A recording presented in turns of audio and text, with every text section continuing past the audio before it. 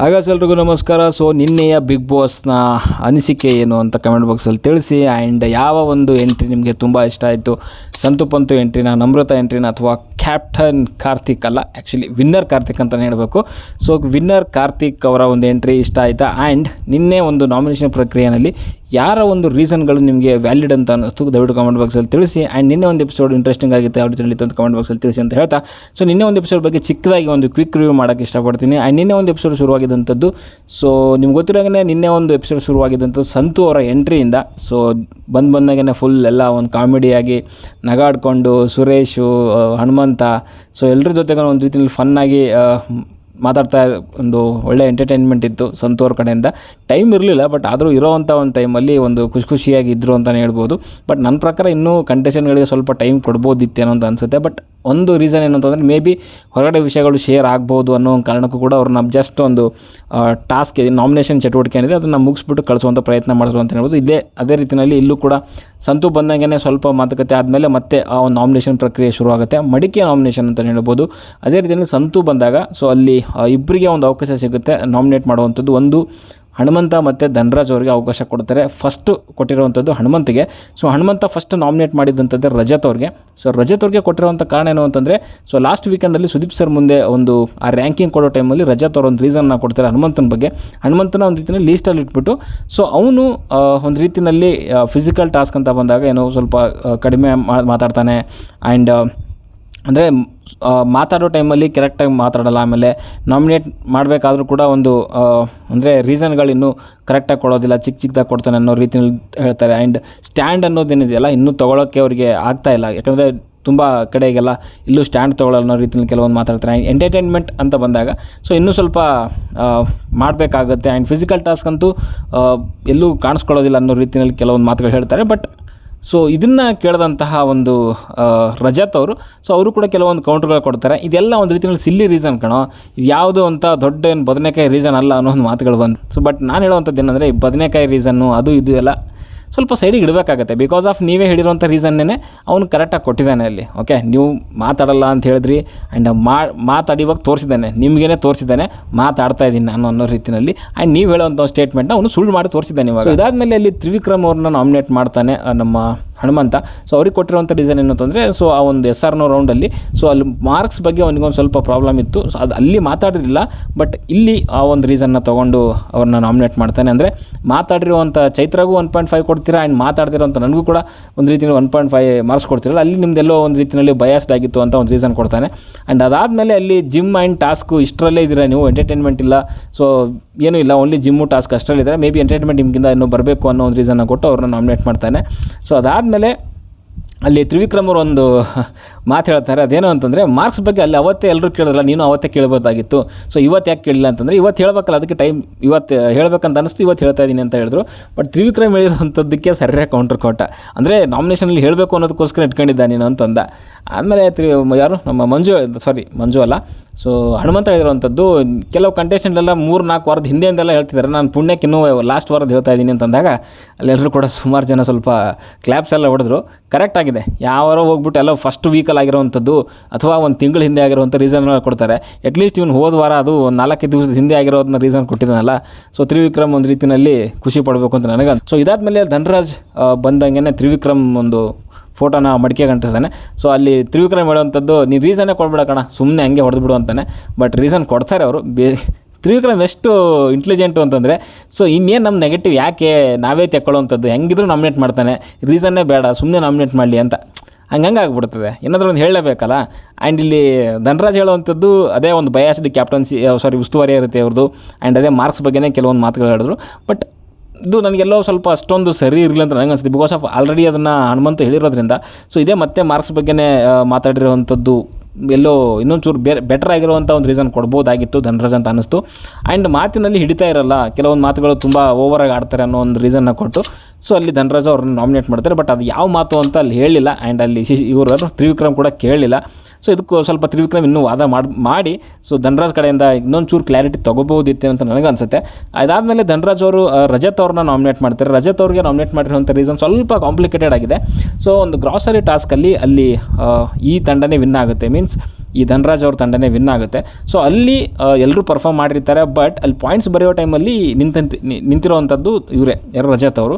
But ಇವ್ರು ಯಾರೂ ಕರೆಕ್ಟಾಗಿ ಏನೋ ಆ ಪಾಯಿಂಟ್ಸ್ ಹೆಂಗಿರುತ್ತೆ ಸೊ ಅದು ತೋರಿಸಲಿಲ್ವಂತೆ. ಬಟ್ ಗೌತಮಿ ಅವರ ಒಂದು ಏನು ಅಪೋಸಿಟ್ ತಂಡದಲ್ಲಿದ್ದರು, ಸೊ ಅವರ ಒಂದು ಏನು ತೊಗೊಂಡು ಬರ್ತಿದ್ರು ಆ ಮಾರ್ಕ್ಸ್ ಏನಿದೆಯಲ್ಲ, ಸೊ ಅದನ್ನು ಗೆಸ್ ಮಾಡಿ ಇವರು ರಜತ್ ಅವರು ಪಾಯಿಂಟ್ ಹಾಕ್ತಾಯಿದ್ರು. ಅಂದರೆ ಈ ರಜತ್ ಅವ್ರ ತಂಡದಲ್ಲಿರೋವಂಥದ್ದು ಯಾರ್ದೂ ಕೂಡ ಒಂದು ಎಫರ್ಟ್ ಇಲ್ಲ. ಅಂದರೆ ರಜತ್ ಅವರನ್ನೇ ಒಂದು ರೀತಿಯ ಇಂಟೆಲಿಜೆಂಟ್ನ ಯೂಸ್ ಮಾಡಿಕೊಂಡು ವಿನ್ ಆಗಿರೋ ರೀತಿಯಲ್ಲಿ ಅಂದ್ಕೊಂಡು ತ್ರಿವಿಕ್ರಮ್ ಅವರು ಅವ್ರನಿಗೆ ಹೊಗಳಿದ್ರಂತೆ ಅಲ್ಲಿಗೆ ಗೇಮ್ ನಡೆಯೋ ಟೈಮಲ್ಲಿ, ಗೇಮ್ ಮುಗ್ದಾದ್ಮೇಲೆ. ಸೊ ಅದನ್ನು ಅಲ್ಲಿ ಒಪ್ಕೊಂಡಂಥ ರಜತ್ ಅವರು ಸೊ ಮನೆ ಒಳಗಡೆ ಹೋಗಿದ್ದಾದಮೇಲೆ ಸೊ ಹಾಗೇನಿಲ್ಲ, ನಂದೊಬ್ಬಂದೇ ಏನಿಲ್ಲ, ಸೊ ಎಲ್ಲರೂ ಕೂಡ ಆಡಿದ್ದೀವಿ, ಹಾಗೆಲ್ಲ ಹೇಳಬಾರ್ದು ನೀನು ಅಂತ ತ್ರಿವಿಕ್ರಮ್ ಹೇಳಿದ್ರಂತೆ. ಸೊ ಅದಕ್ಕೆ ಇವರು ನೀವು ಅಲ್ಲೇ ಹೇಳ್ಬೋದಾಗಿತ್ತು ಈ ಮಾತನ್ನು. ಸೊ ಎಲ್ಲರ ಮುಂದೆ ಒಂದು ರೀತಿಯಲ್ಲಿ ಮಾತಾಡುವಂಥದ್ದು, ಮತ್ತು ಯಾರು ಇಲ್ಲದಿರೋ ಟೈಮಲ್ಲಿ ಒಂದು ಮಾತಾಡುವಂಥದ್ದು. ಸೊ ಇದು ಏನಕ್ಕೆ ಮಾಡಿದಿರಿ ಅನ್ನೋ ಒಂದು ರೀಸನ್ನ ಕೊಟ್ಟು ಸೊ ಅಲ್ಲಿ ರಜತ್ ಅವ್ರನ್ನ ಒಂದು ರೀತಿಯಲ್ಲಿ ನಾಮಿನೇಟ್ ಮಾಡ್ತಾರೆ ಅಂತಲೇ ಹೇಳ್ಬೋದು. ಸೊ ಇದು ನನಗೆ ಅಷ್ಟೊಂದು ವ್ಯಾಲಿಡ್ ರೀಸನ್ ಅಂತ ಅನ್ನಿಸ್ಲಿಲ್ಲ. ಬಿಕಾಸ್ ಆಫ್ ಓಕೆ ಅಲ್ಲಿ ಬಿಲ್ಡಪ್ ತೊಗೊಳ್ಳಿಕ್ಕೆ ರಜತ್ ಮಾಡಿದ್ದಾರೆ ಅಂತ ಅಂದ್ಕೊಂಡ್ರು ಕೂಡ ಸೊ ಇದನ್ನು ನಾನು ಅಷ್ಟೊಂದು ರೇಟಿಂಗಲ್ಲಿ ಇಡಲ್ಲ ಒಂದು ವ್ಯಾಲಿಡ್ ರೀಸನ್ ಅಂತ. ಸೊ ಇನ್ನೂ ಬೆಟರ್ ಆಗಿರೋವಂಥ ಒಂದು ರೀಸನ್ ಕೊಡ್ಬೋದಾಗಿತ್ತು ಅಂತ ನನಗನ್ಸುತ್ತೆ. ಬಟ್ ಅಲ್ಲಿ ರಜತ್ ಕಡೆಯಿಂದ ಕೆಲವೊಂದು ಕೌಂಟ್ರ್ಗಳು ಬಂತು, ಇದೇನೋ ಇದನ್ನೆಲ್ಲ ಇಂಥ ರೀಸನ್ ಎಲ್ಲ ಕೊಡ್ತೀಯ, ಸಿಲ್ಲಿ ರೀಸನ್ನು, ಸೊ ನೀಗೇನು ಹುಚ್ಚ ಅನ್ನೋ ರೀತಿಯಲ್ಲಿ ಕೆಲವೊಂದು ಪದಗಳು ಬಂತು. ಒಳ್ಳೆ ಯಾವುದೋ ಮಗು ಮಾತಾಡ್ತಿದೆ, ಸುಮ್ಮನೆ ಸೈಲೆಂಟ್ ಆಗಿರಿ ಅನ್ನೋ ಒಂದು ಮಾತುಗಳು, ಅಂದರೆ ಎದುರುಗಡೆ ಇರೋವಂಥವ್ರಿಗೆ ಸ್ವಲ್ಪ ಕುಗ್ಸೋವಂಥ ಪ್ರಯತ್ನ ಮಾಡ್ತಾರೆ. ಆ್ಯಂಡ್ ಅದನ್ನು ಹೇಳೋ ರೀತಿಯಲ್ಲಿ ಹೇಳಿಬಿಟ್ಟು ಮುಗಿಸಿದ್ದಿದ್ರೆ ರಜತ್ ಒಂದು ಒಳ್ಳೆ ಇದರಲ್ಲಿ ಇರ್ತಿದ್ರು. ಬಟ್ ಆ ಕೆಲವೊಂದು ಪದಗಳಿದೆ ಅಲ್ಲ, ಹುಚ್ಚ ಅನ್ನೋವಂಥದ್ದು, ಸೊ ಮಗು ಅನ್ನುವಂಥದ್ದು, ಸೊ ಅದೆಲ್ಲ ಎಲ್ಲೋ ಸರಿ ಇರಲಿಲ್ಲ ಅಂತ ನನಗೆ ಅನಿಸುತ್ತೆ. ಸೊ ಇದಾದಮೇಲೆ ಅಲ್ಲಿ ಸೊ ಇನ್ನೊಬ್ಬರು ನಮ್ಮ ಪಂತು ಅವ್ರು ಎಂಟ್ರಿ ಕೊಡ್ತಾರೆ, ಅಂದರೆ ವರ್ತೂರ್ ಸಂತೋಷ್ ಅವ್ರು ಎಂಟ್ರಿ ಕೊಡ್ತಾರೆ. ಸೊ ಬಂದಾಗೇ ಬೀನ್ ಬ್ಯಾಗ್ ಎಲ್ಲ ತಗೊಂಡು ಬರ್ತಾರೆ. ಸೊ ಬೀನ್ ಬ್ಯಾಗ್ ತಂದಾಗೇ ಅವ್ರಿಗೂ ಒಂದು ಅಧಿಕಾರ ಕೊಟ್ಟು ಕಳಿಸಿರ್ತಾರೆ. ಸೊ ಅವರು ಸುರೇಶ್ ಆ್ಯಂಡ್ ಚೈತ್ರ ಅವ್ರಿಗೆ ಒಂದು ಅವಕಾಶನ ಮಾಡಿಕೊಡ್ತಾರೆ ನಾಮಿನೇಟ್ ಮಾಡಲಿಕ್ಕೋಸ್ಕರ. ಸುರೇಶ್ ಅವರು ಮಂಜು ಮತ್ತು ಹನುಮಂತನ ಒಂದು ನಾಮಿನೇಟ್ ಮಾಡ್ತಾರೆ ಕೆಲವೊಂದು ರೀಸನ್ನ ಕೊಟ್ಬಿಟ್ಟು. ಅದನ್ನು ನೀವು ಆಲ್ರೆಡಿ ನೋಡಿದ್ದೀರಾ. ಆ್ಯಂಡ್ ಚೈತ್ರ ಅವರು ನಾಮಿನೇಟ್ ಮಾಡುವಂಥದ್ದು ತ್ರಿವಿಕ್ರಮ್ ಆ್ಯಂಡ್ ಭವ್ಯ ಅವ್ರಿಗೆ. ಸೊ ಅವರಿಬ್ಬರದ್ದು ಆಲ್ರೆಡಿ ನೀವು ನೋಡಿದ್ದೀರಾ. ಸೊ ಅದ್ರ ಬಗ್ಗೆ ನಾನೇನು ಎಕ್ಸ್ಪ್ಲೇನ್ ಮಾಡುವಂಥ ಅವಶ್ಯಕತೆ ಇಲ್ಲ ಅಂದ್ಕೊತೀನಿ. ಆ್ಯಂಡ್ ಇದಾದಮೇಲೆ ಅಲ್ಲಿ ಚೈತ್ರ ಮತ್ತು ಧನರಾಜ್ ಅವರು ಡಿಸ್ಕಷನ್ ಮಾಡ್ತಿರ್ತಾರೆ. ಅಂದರೆ ಧನರಾಜ್ಗೆ ಹೇಳುವಂಥದ್ದು ಯಾರು ನಮ್ಮ ಚೈತ್ರ ಅವರು, ಯಾಕೆ ಹೆದರ್ಕೊಂತೀಯ ನೀನು, ಅವ್ರು ಅಂದರೆ ರೀಸನ್ ಕೊಡಬೇಡ ಅಂದ ತಕ್ಷಣ ನೀನು ಯಾಕೆ ಸೈಲೆಂಟಾಗಿ ಕೂತ್ಕೊತೀಯ, ನಿನ್ನ ಏನಿದೆ ನೀನು ರೀಸನ್ ಕೊಡ್ತಾ ಇರ್ಬೇಕು. ನೀನು ಸುಮ್ಮನೆ ಅವ್ರನ್ನೆಲ್ಲ ಹೆದರ್ಕೊಂಡು ಅವ್ರು ಹೇಳೋರ ಮಾತನ್ನು ಏನಕ್ಕೆ ಕೇಳ್ಕೊಂಡು ನೀನು ಸುಮ್ಮನೆ ಯಾಕೆ ಪಾಸ್ ಕೊಡ್ತೀಯ, ನಿಂದು ಏನಿದೆ ನೀನು ಹೇಳ್ತಾ ಹೋಗಬೇಕು, ಯಾಕೆ ಸೈಲೆಂಟಾಗಿರ್ತೀಯ ಅನ್ನೋ ಕೆಲವೊಂದು ಮಾತುಗಳು ಬಂತು. ಆ್ಯಂಡ್ ಇಲ್ಲಿ ಅಂದರೆ ಚೈತ್ರ ಹೆಂಗೆ ಅಂತಂದರೆ ಅವ್ರ ದುಶ್ಮನ್ಗಳು ಯಾರು ಇರ್ತಾರೆ ಸೊ ಅವ್ರ ವಿರುದ್ಧ ಎತ್ಕಟ್ಟುವಂಥ ಕೆಲಸಗಳು ಮಾಡ್ತಾರೆ. ಬಟ್ ಅದು ವ್ಯಾಲಿಡ್ ಕೂಡ. ಆ್ಯಂಡ್ ಧನರಾಜ್ಗೂ ಕೂಡ ಅದು ಬೇಕಿರುವಂಥ ಒಂದು ಸಲಹೆನೇ ಅಂತ ನನಗೆ. ಸೊ ಇದಾದಮೇಲೆ ಅಲ್ಲಿ ರಜತ್, ಮೋಕ್ಷಿತ ಮತ್ತು ಅಂದರೆ ಸುರೇಶ್ ಅವ್ರು ಕೂತಿರ್ತಾರೆ. ಸೊ ಅವಾಗ ರಜತ್ ಕೆಲವೊಂದು ಮಾತುಗಳು ಹೇಳ್ತಾರೆ. ಅಂದರೆ ಇವ್ರನ್ನೆಲ್ಲನೂ ನಾನು ಧನರಾಜ್ಗೆಲ್ಲನೂ ನಾನು ಜೊತೆಗೆ ನಿಂತ್ಕೊಂಡು ಚೆನ್ನಾಗಿ ಆಡಲಿ ಅಂತ ಸಪೋರ್ಟ್ ಮಾಡ್ಕೊಂಡು ಬಂದಿದ್ದೀನಿ. ಸೊ ಇವರೇ ನನಗೇನೆ ಒಂದು ರೀತಿಯಲ್ಲಿ ಈ ಥರದ ಒಂದು ರೀಸನ್ಗಳನ್ನ ಕೊಡ್ತಾನೆ ಅನ್ನೋ ಒಂದು ಮಾತುಗಳು ಬಂತು. ಬಟ್ ನಾನು ಹೇಳುವಂಥದ್ದು ರಜತ್ ಹೇಳ್ತಾನೆ ಇದು ಇಂಡಿವಿಜುವಲ್ ಗೇಮು ಹಾಗೆ ಹೀಗೆ ಅಂತೆಲ್ಲ ಪುಂಕ್ತಾ ಇರ್ತಾನೆ ಯಾವಾಗ ಬಂದು ನೋಡಿದ್ರು. ಬಟ್ ಇವನು ಸಪೋರ್ಟ್ ಮಾಡ್ಕೊಂಡು ಬಂದ್ವಿ, ಜೊತೆಗಿದ್ದವನು ಹೀಗೆ ನಮಗೇನೆ ಎದುರಾಗ್ತಿದ್ದಾನೆ ಅನ್ನೋ ಮಾತುಗಳು ಬೇಕಿತ್ತಾ. ಸೊ ಇಂಡಿವಿಜುವಲ್ ಗೇಮ್ ಅಂತ ಹೇಳ್ಬಿಟ್ಟು ಅದನ್ನು ರೀಸನ್ಗಳನ್ನ ತೊಗೊಂಡು ಸುಮ್ಮನೆ ಆಗೋದು ಬಿಟ್ಬಿಟ್ಟು ಇಷ್ಟೊಂದು ಏನಕ್ಕೆ ಕುರ್ಕೋಬೇಕು ಅಂತ ಅರ್ಥ ಆಗ್ತಿರೋದು ನನಗೆ. ಓಕೆ ಅವ್ನ ರೀಸನ್ 100% ಕರೆಕ್ಟ್ ವ್ಯಾಲಿಡ್ ಇಲ್ಲ ಅಂತ ನನಗೂ ಅನಿಸ್ತಿದೆ, ಬಟ್ ಅವ್ನಿಗೂ ಅನಿಸಿದೆ. ಅದನ್ನು ಅಲ್ಲಿಗೆ ಜನಗಳು ಡಿಸೈಡ್ ಮಾಡ್ತಾರೆ ಅಂತ ಹೇಳ್ಕೊಂಡು ಬಿಡ್ಬೋದಾಗಿತ್ತು. ಯಾಕಂದ್ರೆ ನಾನು ಬೆಳಗ್ಗೆ ಪ್ರೋಮೋದಲ್ಲಿ ಹೇಳಿದ್ದೀನಿ ಒಂದು ರೀಸನ್ 100% ವ್ಯಾಲಿಡ್ ಇಲ್ಲ ಅಂತ. ಅದು ನಮ್ಮ ಜನಗಳಿಗೆ ಅದನ್ನು ಗೊತ್ತಿರುತ್ತೆ. ಬಟ್ ಅದನ್ನು ನೀವು ಪದೇ ಹೇಳ್ತಾರೆ ಏನಾಗುತ್ತೆ ಅಂದರೆ ಸೊ ಇದನ್ನು ಇವರಿಗೆ ರೀಸನ್ಗಳನ್ನು ಕೊಟ್ಟಿರೋದನ್ನು ಮತ್ತು ಇವ್ರು ಬೇರೆ ಯಾರಾದರೂ ಕೊಟ್ಟರೆ ಇವ್ರಿಗೆ ತೊಗೊಳ್ಳೋವಂಥ ಒಂದು ಕೆಪಾಸಿಟಿ ಇಲ್ಲ ಅಂತ ಜನಗಳಿಗೆ ಅರ್ಥ ಆಗುತ್ತೆ. ಸೊ ಇದಾದಮೇಲೆ ನಮೃತ ಅವ್ರು ಎಂಟ್ರಿ ಕೊಡ್ತಾರೆ. ನಮೃತ ಬಂದಾದಮೇಲೆ ಅಲ್ಲಿ ಭವ್ಯ ಮತ್ತು ಐಶ್ವರ್ಯ ಅವರಿಗೆ ಒಂದು ನಾಮಿನೇಟ್ ಮಾಡುವಂಥ ಅಧಿಕಾರ ಕೊಡ್ತಾರೆ. ಆ್ಯಂಡ್ ಭವ್ಯ ಅಲ್ಲಿ ಮೋಕ್ಷಿತ ಅವ್ರಿಗೆ ಒಂದು ನಾಮಿನೇಟ್ ಮಾಡ್ತಾರೆ, ಜೊತೆಗೆ ಚೈತ್ರ ಅವ್ರನ್ನೂ ಕೂಡ ನಾಮಿನೇಟ್ ಮಾಡ್ತಾರೆ. ಸೊ ಮೋಕ್ಷಿತಗೆ ಒಂದು ರೀಸನ್ ಕೊಟ್ಟಿರುವಂಥದ್ದು ಕ್ಯಾಪ್ಟನ್ಸಿ ಟಾಸ್ಕ್ನ ಬಿಟ್ಕೊಟ್ಟಿದ್ದು ಒಂದು ರೀಸನ್ನ ಅದು ಕೊಡ್ತಾರೆ. ಸೊ ಅದಾದಮೇಲೆ ಅದನ್ನು ನೀವು ಬಿಟ್ಟು ಅಂದರೆ ಆಗೋದಿಲ್ಲ ಅಂತ ಮೊದಲೇ ಹೇಳ್ಬೋದಾಗಿತ್ತು ಅಂತ ಹೇಳ್ತಾರೆ. ಬಟ್ ಅದು ಮೊದಲೇ ಅವ್ರಿಗೆ ಗೊತ್ತಿರಲಿಲ್ಲ. ಸೊ ಈ ರೀತಿಯಲ್ಲಿ ಹೋಗ್ಬಿಟ್ಟು ಬೇರೆಯವ್ರಿಗೆ ಅದನ್ನು ಬೇರೆಯವ್ರ ಜೊತೆ ಒಂದು ಜೋಡಿ ಟಾಸ್ಕ್ ಆಡಬೇಕು ಅನ್ನೋದು ಗೊತ್ತಿರಲಿಲ್ಲ. ಮೇ ಬಿ ಗೊತ್ತಿದ್ರೆ ಅವರೇ ಬಿಡ್ತಿದ್ರು ಅಂತ ಅವರೇ ಹೇಳಿದ್ರು. ಆ್ಯಂಡ್ ಅಲ್ಲಿ ಕ್ಯಾಪ್ಟನ್ಸಿ ಟಾಸ್ಕ್ ಬಿಟ್ಕೊಟ್ಟಿದ್ದಕ್ಕೆ ಅದು ನನ್ನ ಒಂದು ಇದು ಸೆಲ್ಫ್ ರೆಸ್ಪೆಕ್ಟು ಅನ್ನೋ ರೀತಿಯಲ್ಲಿ ಕೆಲವೊಂದು ರೀಸನ್ನ ಕೊಟ್ಟರು ಮೋಕ್ಷಿತ್ ಅವರು. ಸೊ ಅದಾದಮೇಲೆ ಚೈತ್ರ ಕೊಟ್ಟಿರುವಂಥದ್ದು ಅಲ್ಲಿ ಸ್ವಲ್ಪ ಎಲ್ಲೋ ಗರಂ ಆಯಿತು. ಸೊ ಒಂದು ರೀತಿಯಲ್ಲಿ ವಾತಾವರಣ ಅಂತ ಹೇಳ್ಬೋದು. ಅಂದರೆ ಬರೀ ಮಾತು ಬಿಟ್ಟು ಏನೂ ಇಲ್ಲ ಅನ್ನೋ ರೀತಿಯಲ್ಲಿ ಕೆಲವೊಂದು ಬಂತು. ಆಮೇಲೆ ಎಂಟರ್ಟೈನ್ಮೆಂಟ್ ಇಲ್ಲ ಅನ್ನೋದು ಬಂತು. ಬಟ್ ಚೈತ್ರ ಕಡೆಯಿಂದ ಕೂಡ ಒಂದು ರೀತಿಯಲ್ಲಿ ಕೌಂಟ್ರ್ಗಳು ಬಂತು. ಆ್ಯಂಡ್ ಇಲ್ಲಿ ಚೈತ್ರ ಕಂಡ್ರೆ ಸ್ವಲ್ಪ ಇವರಿಗೆ ಆಗ್ತಾ ಇಲ್ಲ, ಯಾರಿಗೆ ಭವ್ಯ ಅವ್ರಿಗೆ ಅದು ಕ್ಲಿಯರಾಗಿ ಗೊತ್ತಾಗ್ತಾ ಇದೆ. ಯಾಕಂದರೆ ಅವರ ಒಂದು ಮಾತಾದರೂ ಆಗಿರ್ಬೋದು, ಅವರ ಒಂದು ಹಾವಭಾವ ಸೊ ಅವರು ಕೊಡುವಂಥ ಕೆಲವೊಂದು ರೀಸನ್ಗಳು ಅವ್ರಿಗೂ ಕೂಡ ಅದು ಆಗ್ತಾಯಿಲ್ಲ. ಬಟ್ ಇಲ್ಲಿ ಒಂದು ಸ್ವಲ್ಪ ಎಲ್ಲೋ ಭವ್ಯ ಅವರು ಗರಂ ಆದರು ಆ್ಯಂಡ್ ರೀಸನ್ಗಳನ್ನ ಕ್ಲಿಯರಾಗಿ ಏನು ಕೊಟ್ಟರು. ಸೊ ಅದು ಖಂಡಿತವಾಗ್ಲೂ ಅದು ಒಪ್ಕೊಳ್ಳಲ್ಲ ಅಂತ ಚೈತ್ರ ಗೊತ್ತು. ಬಟ್ ಇವರಿಗೆ ಅದ್ರ ಬಗ್ಗೆ ಜಾಸ್ತಿ ವಾದ ಮಾಡಲಿಕ್ಕೆ ಇವ್ರಿಗೂ ಒಂದು ರೀತಿಯಲ್ಲಿ ಮನಸ್ಸಿಲ್ಲ. ಬಟ್ ಆದರೂ ಕೂಡ ನಾನು ಕೊಟ್ಟಿದ್ದೀನಿ ತಗೊಬೇಕು ಅಷ್ಟೇ ಅನ್ನೋ ಒಂದು ರೀತಿಯಲ್ಲಿ ಕೆಲವೊಂದು ಮಾತುಗಳು ಬಂತು. ಸೊ ಇದಾದಮೇಲೆ ಅಲ್ಲಿ ಚೈತ್ರ, ರಜತ್ ಮತ್ತು ಚೈತ್ರ ಆ್ಯಂಡ್ ರಜತ್ ಅವರು ಕ್ಲೀನಿಂಗ್ ಬಗ್ಗೆ ಕಿತ್ತಾಟ ಮಾಡ್ತಿದ್ದಾರೆ. ಒಟ್ಟಿನಲ್ಲಿ ಈ ವಾರ ಯಾಕೋ ರಜತ್ಗೆ ಟೈಮ್ ಸರಿಯಿಲ್ಲ ಅಂತ ಅನಿಸುತ್ತೆ. ಈ ಕಡೆಗೆ ಚೈತ್ರನೂ ಉರಿಸ್ತವ್ರೆ, ಈ ಕಡೆಗೆ ಯಾರು ನಮ್ಮ ದೋಸ್ತಗಳು ಉರಿಸ್ತವ್ರೆ. ಸೊ ಅಂದರೆ ರಜತ್ಗೆ ಒಂದು ರೀತಿಯಲ್ಲಿ ಅವನದೇ ಮೆಡಿಸನ್ ಅವನಿಗೆ ಕೊಟ್ಟಂಗೆ ಆಗಿದೆ ಅದು. ಚೈತ್ರನೂ ಈ ಕಡೆ ಉರಿಸ್ತಿದ್ದಾರೆ, ಈ ಕಡೆಗೆ ಧನರಾಜು ಮತ್ತು ನಮ್ಮ ಹನುಮಂತ ಎಲ್ಲರೂ ಸೇರ್ಕೊಂಡ್ಬಿಟ್ಟು ಪಾಪ ಜಾಸ್ತಿನೇ ಉರಿಸ್ತಿದ್ದಾರೆ. ಸೊ ಅವನು ಯಾಕೋ ತಡ್ಕೊಳಕ್ಕೆ ಆಯ್ತಲ್ಲ, ಸುಮ್ಮನೆ ಅಡ್ಡದಿಡ್ಡಿ ರೈಸ್ ಬೇರೆ ಆಗ್ತಿದ್ದಾನೆ. ಅಂದರೆ ಈ ವಾರದ ಸ್ವಲ್ಪ ಎಲ್ಲೋ ವೀಕ್ನೆಸ್ ಅಂತ ಕಾಣಿಸ್ತಾ ಇದೆ. ಓಕೆ, ಇದಾದಮೇಲೆ ಅಲ್ಲಿ ಕಾರ್ತಿಕ್ ಅವ್ರು ಬಿಗ್ ಬಾಸ್ ಮನೆ ಒಳಗಡೆಗೆ ಬರ್ತಾರೆ. ಸಖತ್ ಜೋಶಲ್ಲೇ ಬರ್ತಾರೆ. ಕ್ಯಾಪ್ಟನ್ ಆಗಿ ಮೀನ್ಸ್ ಕ್ಯಾಪ್ಟನ್ ಅಂತಲೇ ಬರುತ್ತೆ, ಕ್ಯಾಪ್ಟನ್ ಅಲ್ಲ ವಿನ್ನರು.